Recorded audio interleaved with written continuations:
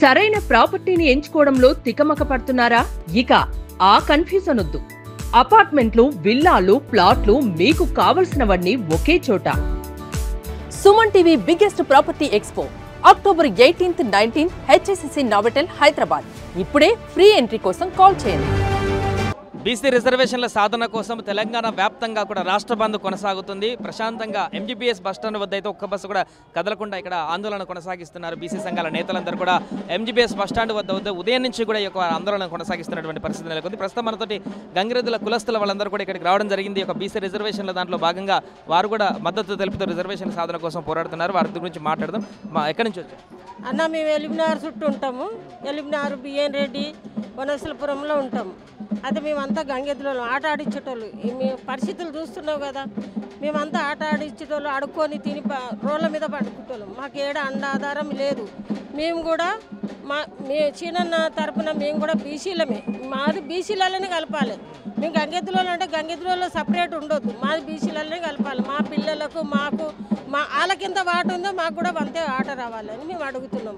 ఎందుకంటే మాకు కూడా కుల సంఘాలకు, పిల్లలకు అందరికీ రిజర్వేషన్ కలపాలని మాట్లాడుతున్నాం. ఎందుకంటే మాకు ఇండ్ల స్థలాలు లేవు. ఎవడు ఏడ గురి చేసుకున్నా ఎలగొడుతురు. ఏడన్నా ఉంటేనేమో అందరిని ఎలగొడతారు.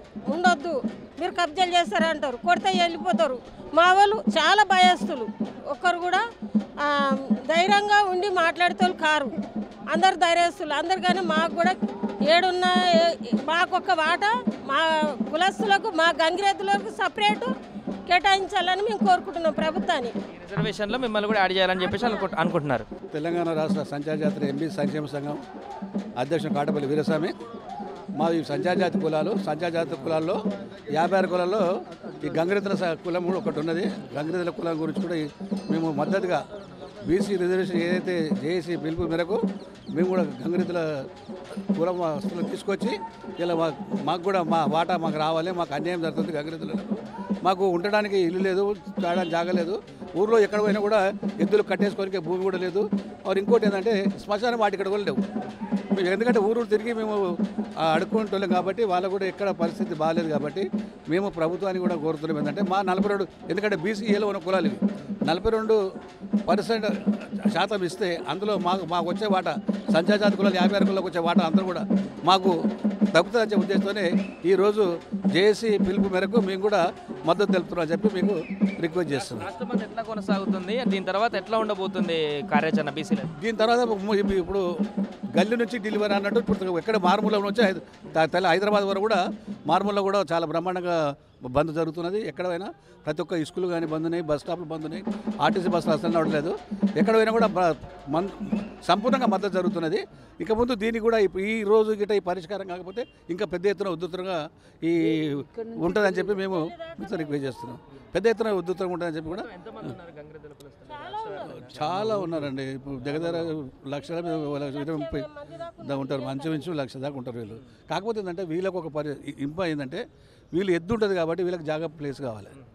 దానికైనా ప్రభుత్వాన్ని కూడా రిక్వెస్ట్ చేసి పెట్టుకున్న దానికి అమలు కావడం లేదు.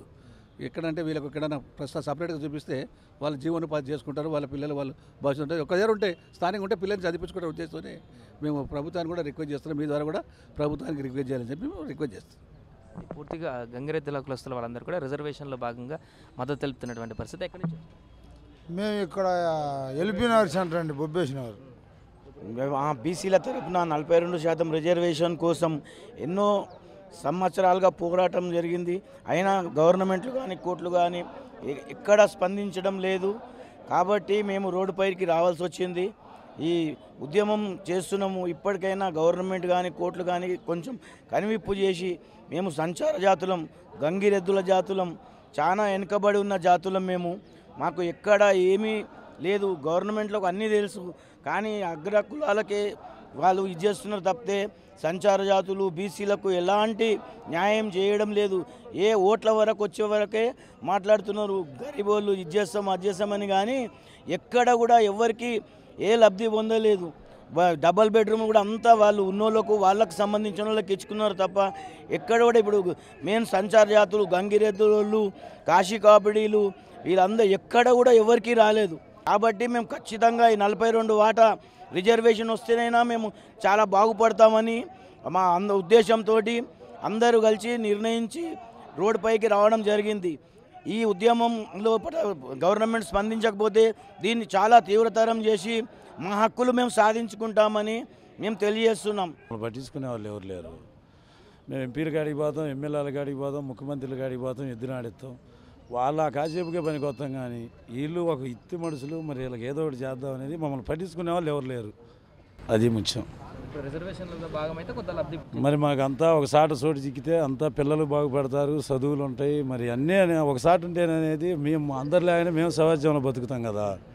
ఇప్పుడు ఏడదరమే తాడిపోవాల్సి వస్తుంది, ఆడదరమే తాడిపోవాల్సి వస్తుంది. ఒకసారి నిలకటం లేదు మాకు. ముందు ఏదైనా పెద్దోళ్ళు అనేది దీన్ని మాకు ఒక కేటాయించి మమ్మల్ని ఒక మనుషులు చూస్తే మేము అదే మా సంతోషం. అది గంగిరెద్దుల కులస్తులు ఎవరైతే సంచార జాతులు ఉన్నారో వారికి సంబంధించిన వారు కూడా బీసీలో కలపాలంటూ కూడా వారు కూడా బీసీ రిజర్వేషన్ సాధనకు సంబంధించి మద్దతులో భాగంగా ఇక్కడికి వచ్చి ఈరోజు తెలంగాణ బంద్లో పాల్గొన్నారు. ఎంజీబీఎస్ వద్ద వారి యొక్క గంగిరెద్దులను తీసుకొచ్చి కూడా ఇక్కడ వారి ప్రదర్శన చేస్తూ వారి యొక్క మద్దతును కూడా తెలియజేస్తున్నటువంటి పరిస్థితి అయితే కొనసాగుతుంది ఇక్కడ.